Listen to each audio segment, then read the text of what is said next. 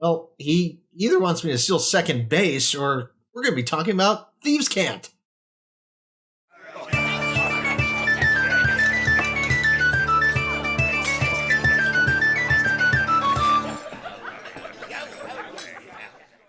Welcome to the Homebrew Crew. I'm Tony, this is Sean, and today we are going over Thieves Cant. Yes, and for those who don't know, Thieves Cant is actually an ability that you get early on as a rogue. Now, Thieves Cant is described as kind of this language and jargon that you have as a thief that only other thieves can understand.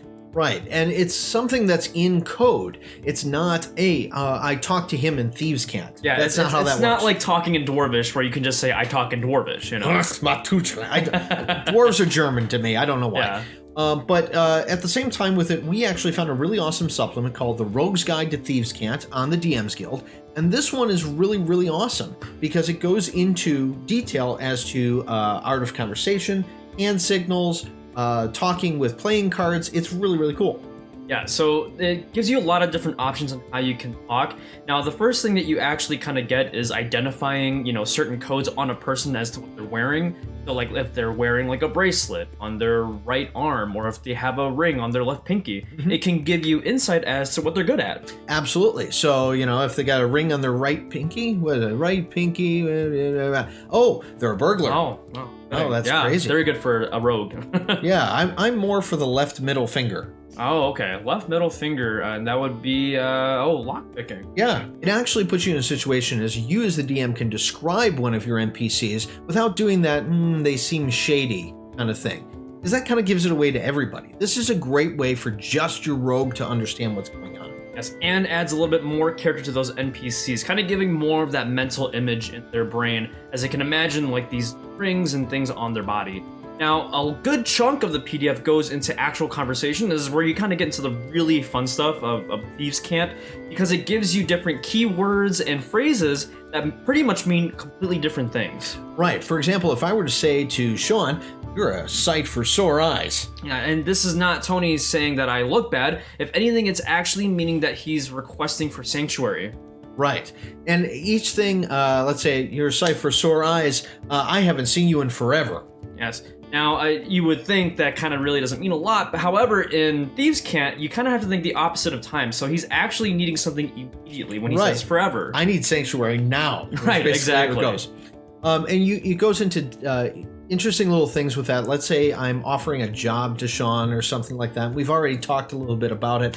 I could say something along the lines of, my mother has not been doing well lately. Yes. So if someone is in bad health, they're implying that the job is of medium difficulty. That being said, how are those 5 children of hers? Oh, she only has 4 children. I could have sworn it was 5 kids. Maybe you're right. It is 5. So the other thing that they reference is also money. So sometimes a child can be 100 gold, 2 siblings can be 200 silver. So they even kind of give you clever ways to describe the way, like how difficult the job is and how rewarding the job can be.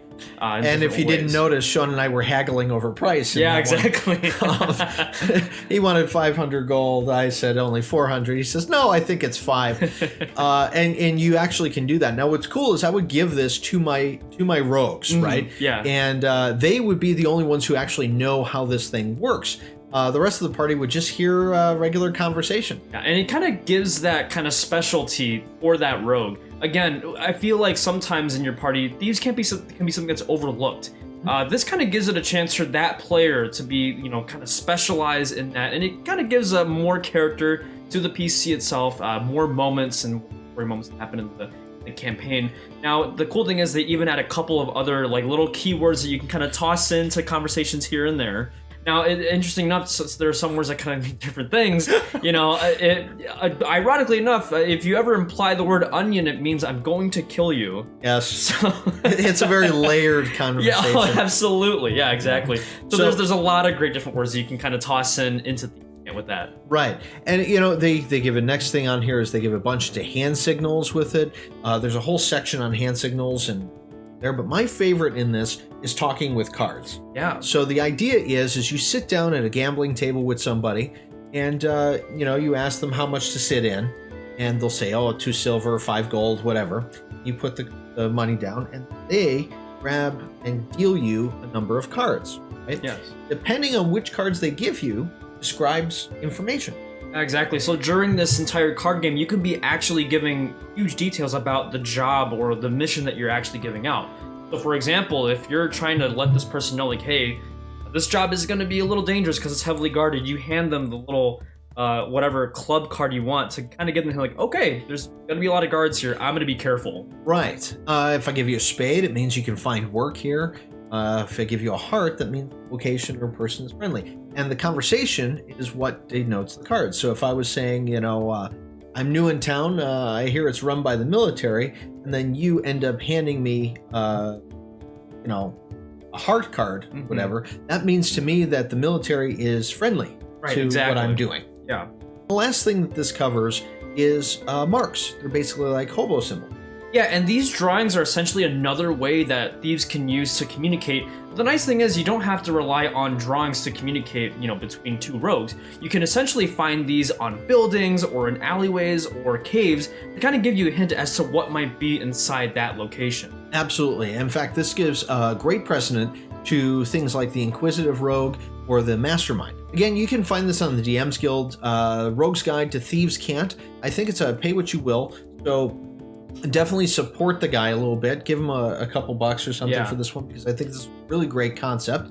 And, you know, obviously, if you've got something you'd like to send us, you can send it right down there at dmbrewcrew@gmail.com. We'd be happy to look it over for you. And if you decide to send some of your stuff over, it might actually make it into our bi-weekly stream called The Maw, which we do stream every other Tuesday at 7 p.m. Central Time. We get to play test submissions that people send in, and you might be able to see your own creations on our stream. Absolutely. And remember, the best campaigns are always the ones that are homebrewed. Until next time, Keep brewing.